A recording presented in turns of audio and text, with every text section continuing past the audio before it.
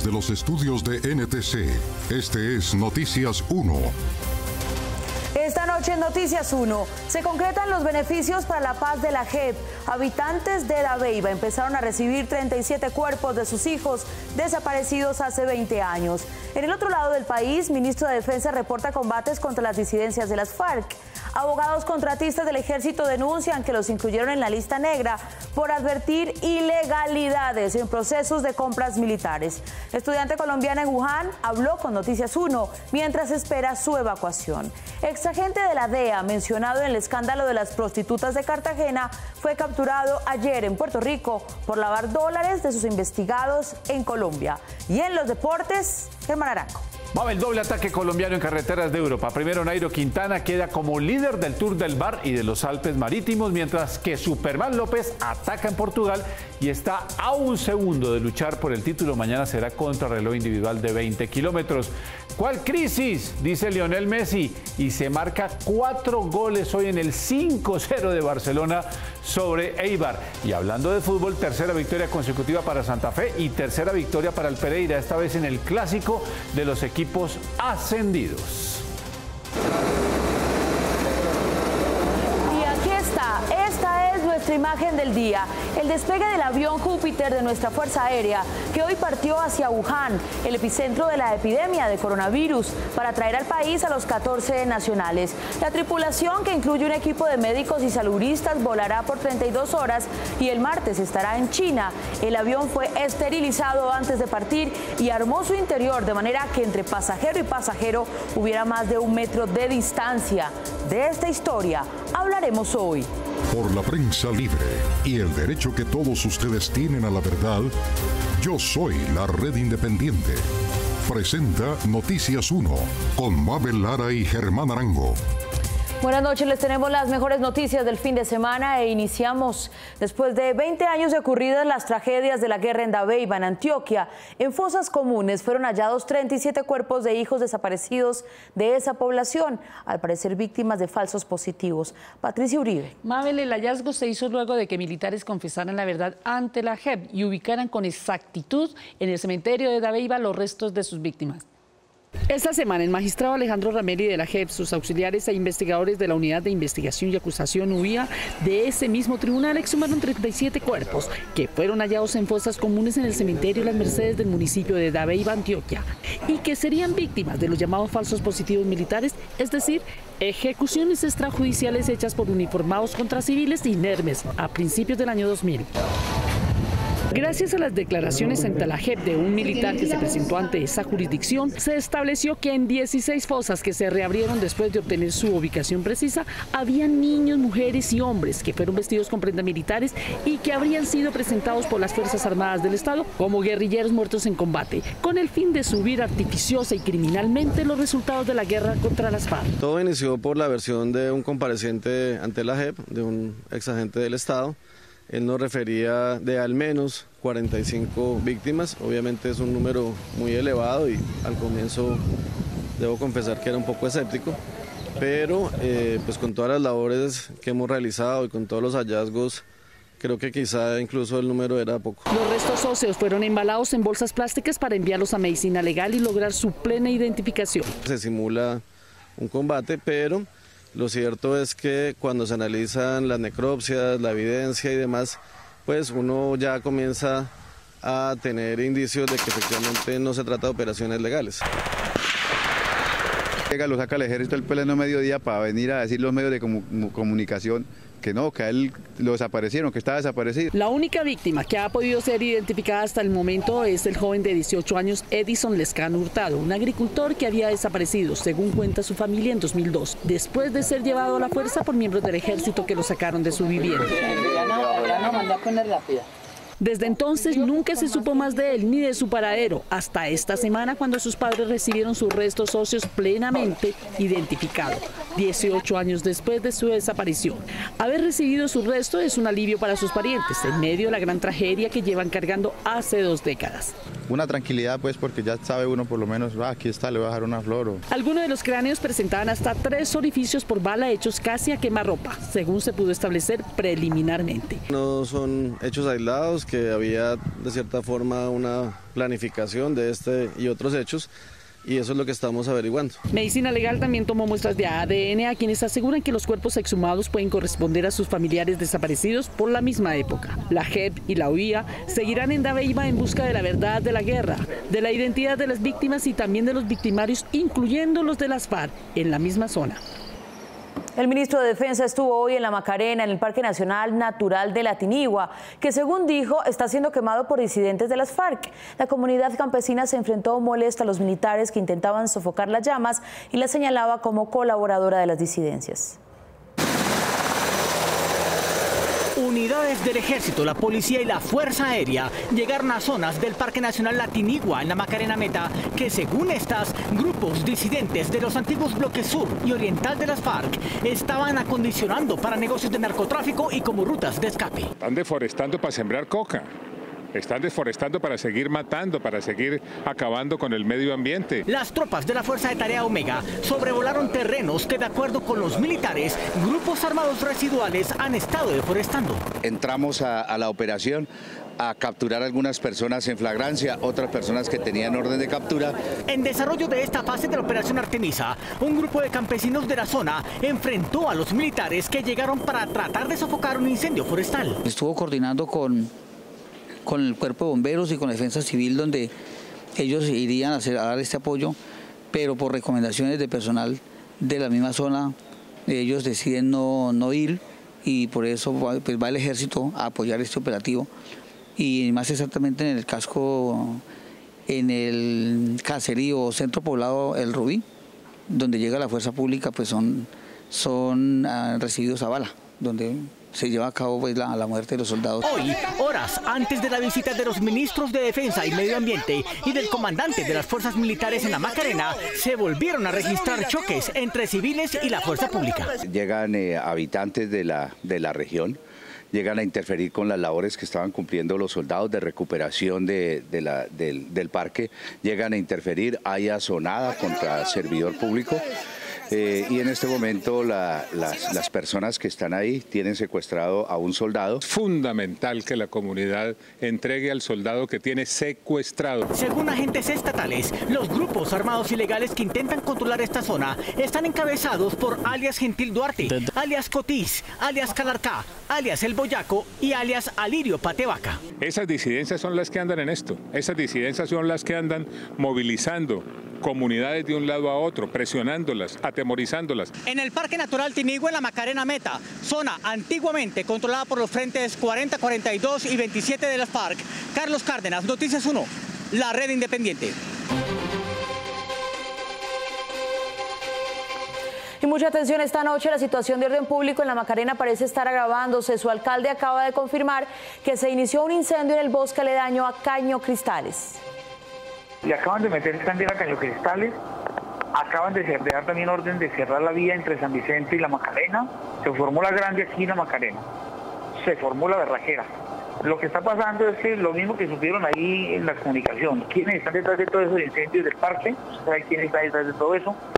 Al ver de que el operativo está para apagar el incendio, entonces están presionando, paralizaron el transporte entre San Vicente y la Macarena y al parecer ordenaron meterle candela también a Caño Cristales. Precisamente, discúlpenme, pero me salí a atender esta llamada porque estoy en comité de riesgo para tomar medidas. Y también a esta hora el alcalde y las fuerzas militares y de policía, como acaba de decir el alcalde, están reunidos. Ellos dicen que para activar una operación que controle el fuego y también localice a los responsables. Estamos atentos al desarrollo de esta información y les estaremos contando en nuestra emisión de noticias. Y precisamente los campesinos de la Macarena dieron su punto de vista y denunciaron que fueron hostigados por el ejército y dicen también que pese a las quemas no se retirarán de la tierra que consideran suya por ser sus poseedores por décadas. La Corporación Ecoturismo Comunitario de la Macarena y la Orinoquía, una organización campesina de la zona, denunció que los habitantes fueron agredidos por miembros del ejército cuando ingresaron al Parque Natural Los Picachos en la Macarena Meta, cuando cumplían una orden de desalojo. Es otro nuevo ataque porque igual nos capturaron a unos campesinos y hasta menores de edad. Este video grabado por la comunidad hacia el mediodía de este sábado muestra el momento en que eran dispersados, según ellos, a la fuerza con gases lacrimógenos para que abandonaran la reserva, a la que consideran que tienen derecho por ser poseedores de más de una década y por ser víctimas del conflicto armado. ¡Vamos para adelante!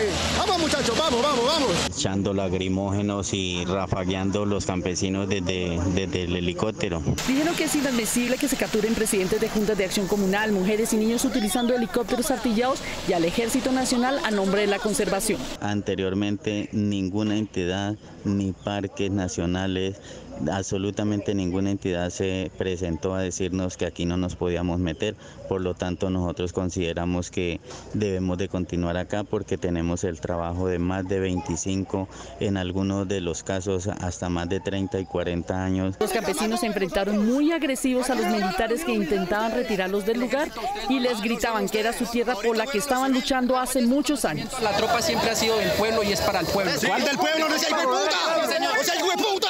¡No diga que el pueblo es malparido! La corporación aseguró que capturaron a 5 de sus vecinos, entre hombres y mujeres, a los que los trasladaron a Florencia, Caquetá. Abogados que prestaron sus servicios a la unidad de contratación del Ejército y que allí denunciaron actos de contratación que consideran irregulares, dicen que por la reacción de las fuerzas sus carreras están en riesgo. Enrique Tapias.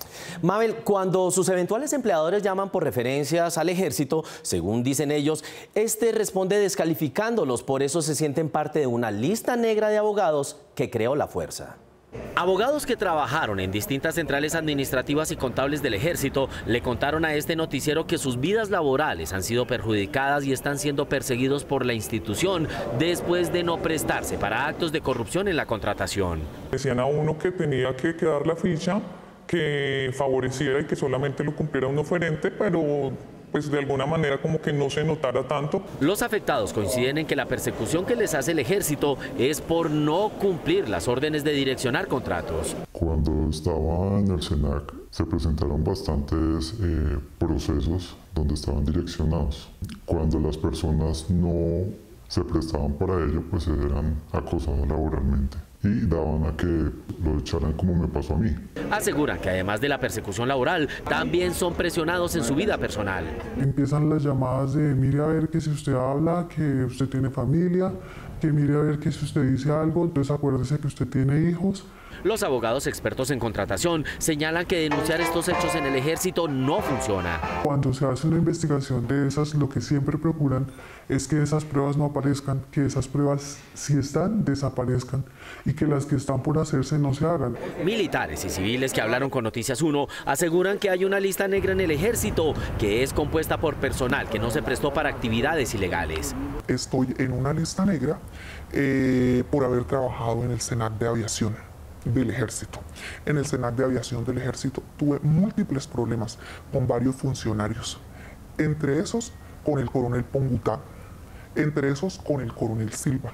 Pongutá, consultado en relación con contratos del SENAC del Ejército, declinó nuestra invitación a comentar los hallazgos. Según los abogados denunciantes, estar en la lista negra no les permite conseguir trabajo en ninguna parte.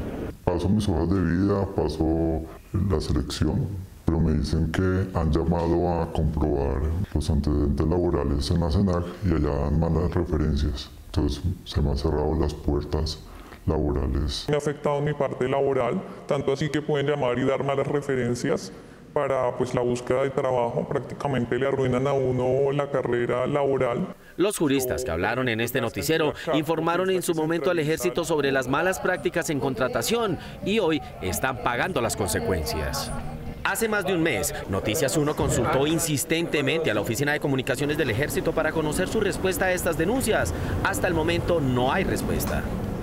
2 décadas y media después de que un grupo de hombres se sumando asesinara a 35 civiles en un barrio de apartado en el Urabá antioqueño, el entonces jefe de las FARC en la zona volvió para pedir perdón y ofrecer su versión ante la Jurisdicción Especial de Paz. Eduardo López Júquer.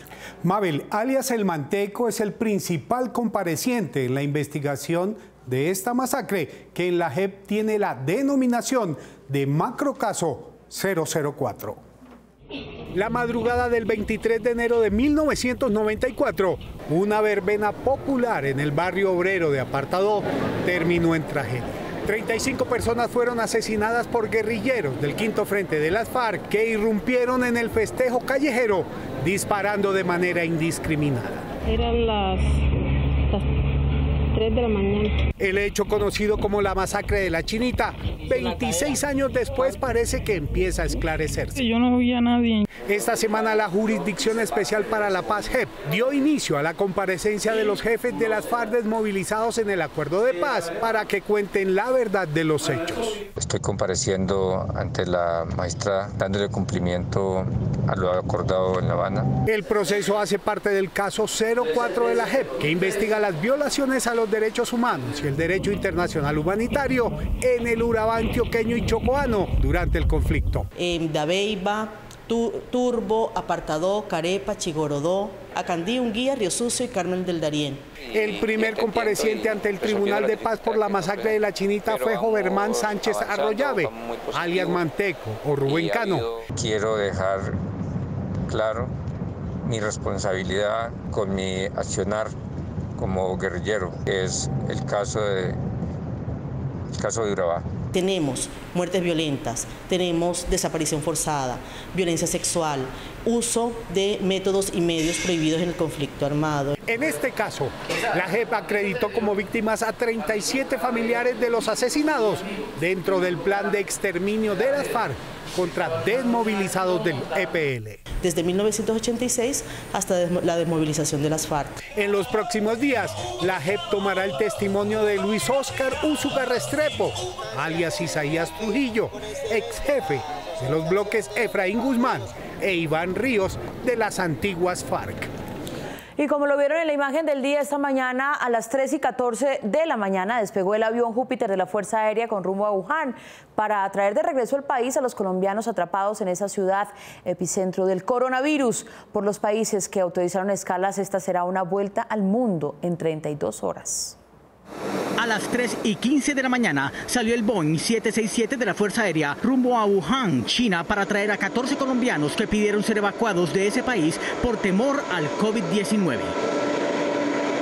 El FAC 1202, comandado por el coronel Rolando Aros, al que se le adaptaron 3 secciones aisladas para los pasajeros, para 7 miembros del equipo médico y para los 11 pilotos y técnicos de la Fuerza Aérea, fue esterilizado con peróxido de hidrógeno o agua oxigenada y será sometido al mismo procedimiento al regresar a Catam con los 14 colombianos que serán ubicados a mínimo 1 metro entre ellos. Estábamos verificando las 3 secciones que van a alojar tanto a pasajeros como equipo médico integrado por personal de la Cruz Roja Colombiana y del Instituto Nacional de Salud y la cabina de pasajeros. De esta compleja operación estarán pendientes los familiares de los 14 pasajeros, el gobierno, los comandantes de las fuerzas militares y las esposas de los pilotos que intentan cubrir la tensión con el orgullo que sentirán sus hombres al cumplir la misión más importante de sus vidas. Y es un orgullo total. Estamos orgullosos. Con todo el apoyo de todos nosotros, de sus familias, confiando en Dios, todo va a salir muy bien. En la misión también van médicos generales, epidemiólogos, enfermeros y una especialista en salud mental y psicosocial. Que tanto tripulantes, militares de la Fuerza Aérea Colombiana como el personal médico puedan hacer el transporte de este personal desde China hacia Colombia con todas las medidas de seguridad de manera que no haya un riesgo de contaminación ni para la tripulación ni para uno solo de los colombianos. El avión hará la ruta Bogotá, San Luis, Missouri, Anchorage, Seúl. La tripulación pernoctará en Seúl y saldrá hacia China el día 25.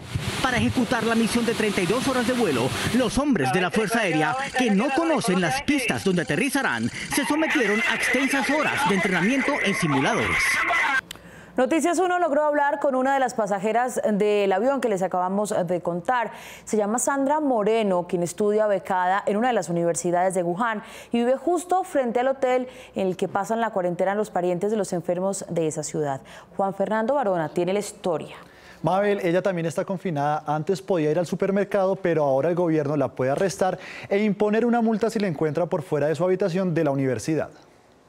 Sandra Patricia Moreno, una de los 14 colombianos que están en Wuhan a la espera de la llegada del avión que los transportará de regreso al país, habló telefónicamente sobre cómo será el proceso de abordaje y traslado a Bogotá. Fue el 25 de febrero y el diagnóstico inicial antes de entrar al avión nos los hace las autoridades chinas y creo que es una prueba de la temperatura y si tienes tos, o sea, como los indicadores principales. Moreno llegó a China hace 5 meses para estudiar una maestría en gestión administrativa en la Universidad Hwasong en Wuhan y dijo que el gobierno colombiano creó un grupo de chat para que los connacionales informaran sus condiciones de salud antes de viajar. Tenemos que informar la temperatura todos los días, no seguir con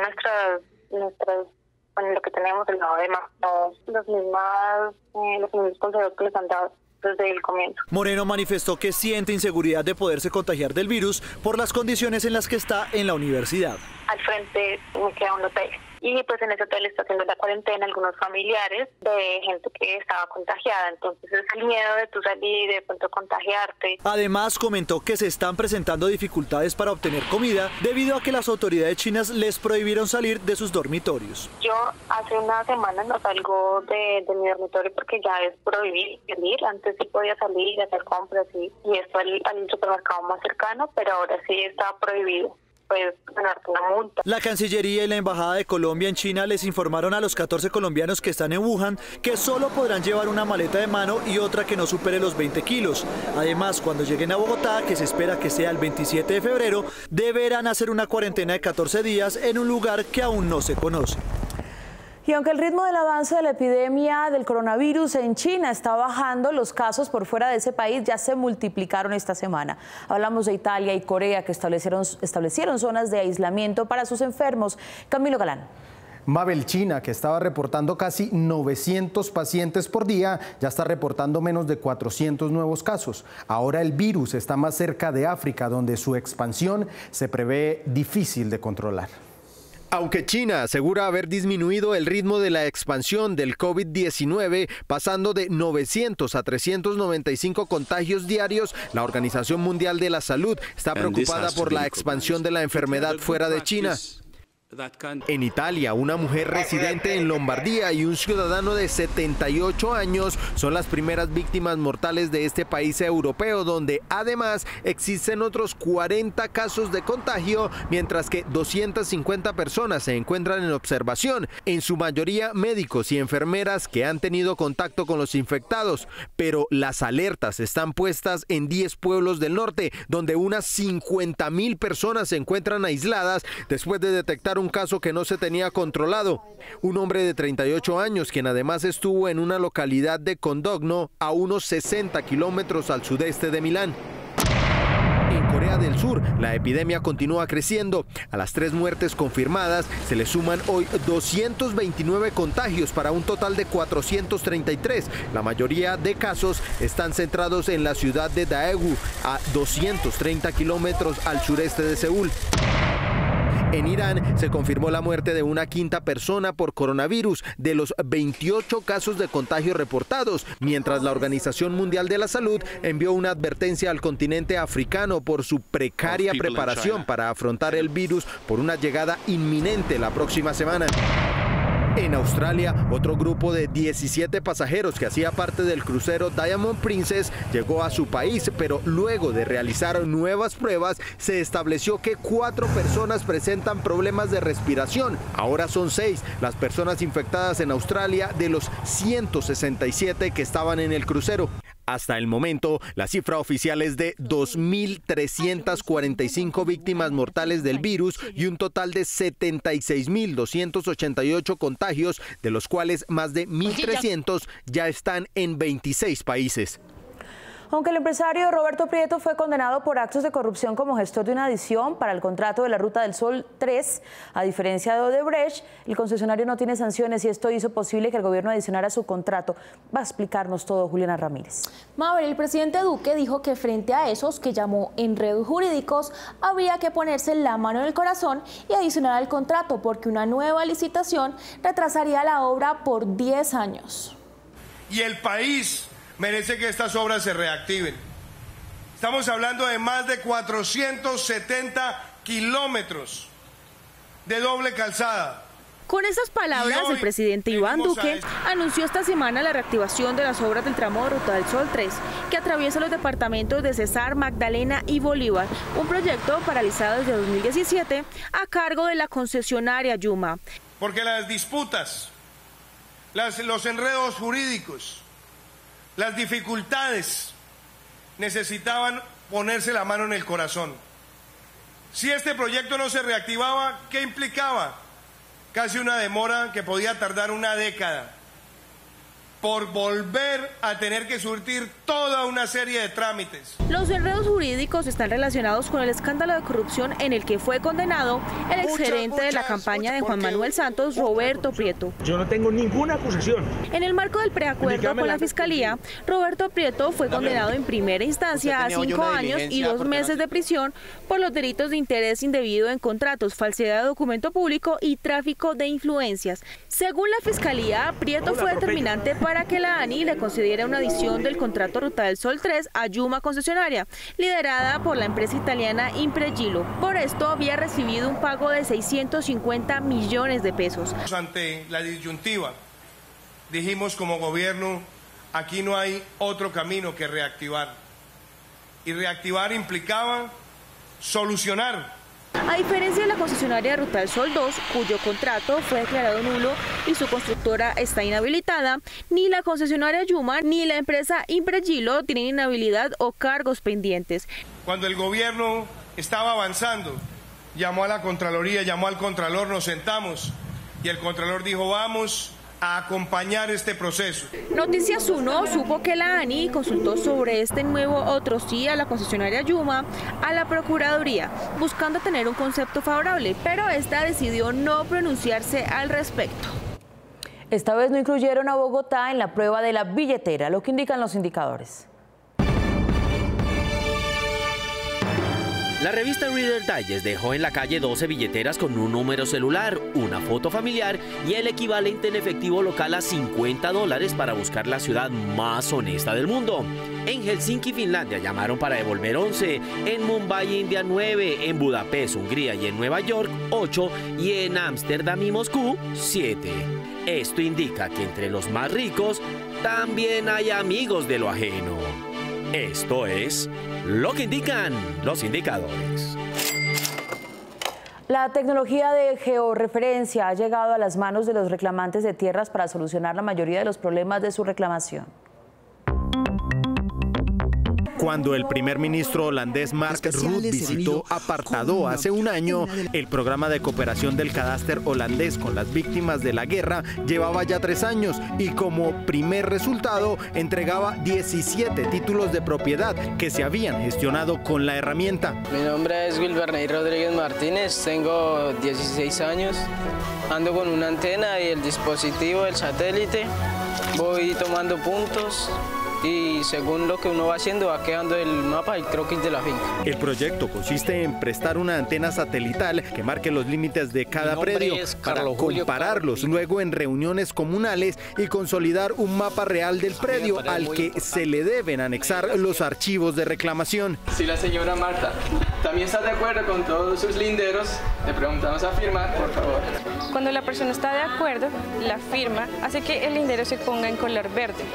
En caso de no estar de acuerdo, el lindero se pone en color rojo. La herramienta digital, además de servir como primera solución a los litigios entre vecinos por tierras de restitución o adjudicación, acumula en un solo paso los 47 trámites que la legislación actual exige para la entrega de un predio. Guardamos. Y ahora se ve que también esos linderos quedaron en verde. Esri Arxis, los desarrolladores del software, tienen como ejemplo de su eficacia las experiencias vividas hasta hoy en 3 veredas de Apartado, Antioquia, Vistahermosa, Meta y Cumaribo, en Bichada. Un funcionario público y un empresario colombianos cuyos nombres aún no son conocidos, son reservados para la justicia de los Estados Unidos, fueron ya los cómplices de un agente de la DEA que hoy fue capturado en Puerto Rico, relacionados con el Ferrari de Jenny Ambuila. La recuerdan, la mujer célebre por sus extravagancias. Ayer fue capturado por el FBI en San Juan de Puerto Rico el exagente de la DEA José Irizarry y su esposa de nacionalidad colombiana Natalia Gómez. De acuerdo con la investigación de la justicia estadounidense, Irizarry, quien fuera un destacado agente antidrogas con base en Colombia desde 2009 hasta 2017, habría lavado más de $7 millones para un cartel de narcotraficantes colombianos que él mismo investigaba. Los fiscales federales en Tampa, Florida, que acusan de 16 cargos al exagente de la DEA, señalan que el enriquecimiento ilícito no solo favorecía a Irizarry, sino también a 2 de sus cómplices, y aunque no menciona sus nombres, sí los identifica como un funcionario público colombiano y el jefe de una organización de narcotraficantes que lava dinero a través del contrabando. La esposa del exagente de la DEA, también capturada, es familiar de un hombre que es apodado el rey del contrabando colombiano, pues las autoridades creen que importa contenedores llenos de productos electrónicos y textiles de Asia que son comprados con dinero del narcotráfico y terminan vendiéndose en el mercado con precios bajos. Según la investigación, el puertorriqueño José Irizarry se había declarado en quiebra, pero terminó comprando, entre otras cosas, un anillo de diamantes Tiffany de $30.000, un BMW, 3 Land Rovers y una casa de $767.000 en Cartagena. En mayo de 2018, un informante de la justicia estadounidense le dijo a Noticias 1 que Omar Ambuila, jefe de control carga y tránsitos aduaneros de la DIAN en Buenaventura, hacía parte de una red delincuencial dedicada al contrabando. El funcionario fue capturado junto a su esposa y su hija, que ostentaba sus lujos en las redes sociales, como este Lamborghini, que según el ente investigador en la Florida, habría sido comprado por el exagente de la DEA, José Irizarry. La caleña Isabel Arcila y el barranquillero Jorge Mario La Trucha Murillo buscarán en el Suramericano de Natación en Argentina la clasificación a los Juegos Olímpicos de Tokio.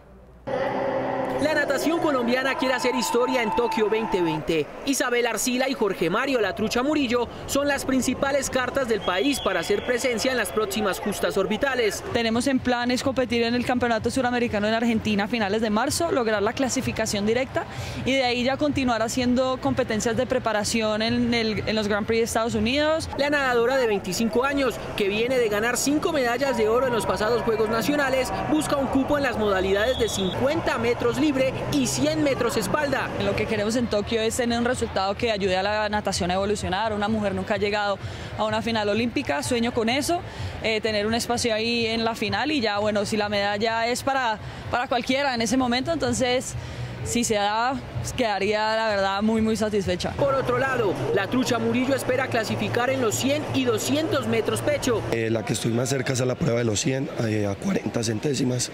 Creo que esa es la prueba que hay que apuntarle el 100%. El objetivo es superar lo hecho en Río 2016, juegos en los que alcanzó las semifinales. Poder aproximarnos más a esa anhelada final entre los 8 mejores del mundo. El Sudamericano de Natación en Argentina se disputará entre el 25 y 29 de marzo. Estamos de regreso. Un magistrado que enfrenta un juicio por corrupción repitió como procesado las maniobras que había conocido como juez para retrasar su imputación. Frente a las cámaras de Noticias 1 recordó que dijo haber estado enfermo del corazón. ¿Qué tal esto? Un magistrado de la Sala Penal del Tribunal Superior de Barranquilla tuvo que ocupar la silla de los acusados en Bogotá. Se trata del togado Jorge Eliezer Mola. La Fiscalía le imputa haber tomado una decisión al parecer amañada y tener un incremento patrimonial no justificado. Y lo dijo la Fiscalía, que tiene informes contables y periciales del CTI, que le han encontrado al doctor Mola Capera un incremento patrimonial no justificado superior a los 1.350 millones de pesos. Ayer estuvo cumplido en la mañana durante la etapa de imputación, pero no llegó a la reanudación de la audiencia, pasadas las 2 de la tarde. Su abogado explicó que un médico le acababa de decir que debía guardar reposo. El fiscal se molestó con la disculpa inesperada. Ni siquiera se presenta ni una excusa médica, ni nada parecido como para darle algún piso de seriedad. De repente, el imputado magistrado Mola reapareció. Entonces, bajo ese criterio y el derecho que le asiste a la defensa, allá llegó el doctor. Tengo problemas de asfixia. Tengo problemas ¿cómo que se llama eso cuando el corazón de arritmia. Lo que dijo después el imputado sorprendió a la magistrada, al fiscal y al abogado de las víctimas, que el fiscal y su defensor son compadres. Esta tarde me entero que entre el doctor o el fiscal 11 delegado ante la Corte Suprema de Justicia, el doctor Julio Espino, es amigo íntimo de aquí el doctor Otto Miranda, hasta el extremo que son compadres. El fiscal del caso, muy sorprendido, no negó que conocía al abogado del imputado, pero advirtió que era la primera vez que éste asistía al magistrado y que el apoderado en el proceso era otro. El abogado del doctor Mola no es Otto Elías Miranda, sino que es otro y solamente lo buscaron para esta oportunidad. Es decir, que el abogado que llegó con el magistrado imputado le estaría haciendo el favor de asistir a la audiencia a fin de que hubiera un motivo para suspenderla. Pero antes de empezar la diligencia, ¿usted por qué no advirtió que era amigo del fiscal? El que tenía que declararse impedido era él. La diligencia se aplazó como lo quería el imputado magistrado Mola, lo que produjo la protesta del representante de las víctimas. Ahora lo vemos hablando en tono fuerte, sin ahogarse, sin la presión alta y seguramente sin azúcar. Ahora sí puede proceder a recusarlo porque no le funcionó el plan A, el B, el C y el D. El magistrado de sospechosa conducta se limitó a sonreír. Había ganado tiempo en libertad. A su salida del recinto judicial se veía saludable y dando argumentos jurídicos. Eso se decide en un proceso civil y entonces ellos, un proceso civil lo han convertido también en un proceso penal. Cuando Noticias 1 le preguntó por los problemas de salud que lo aquejaban apenas hacía una hora, recordó su dificultad cardíaca. ¿En dónde quedó su arritmia? La tengo 114. La maniobra del magistrado imputado Mola sirvió, pero al parecer solo de momento, porque como el abogado que estuvo en la audiencia y que tiene relación de amistad con el fiscal fue contactado solo para este día, no hay lugar a recusaciones ni a cambios de funcionario acusador. Nos vemos en las redes sociales mañana a las 8 de nuevo aquí en Cable Noticias y enseguida la titular con todo su elenco. A ustedes gracias por elegir la independencia.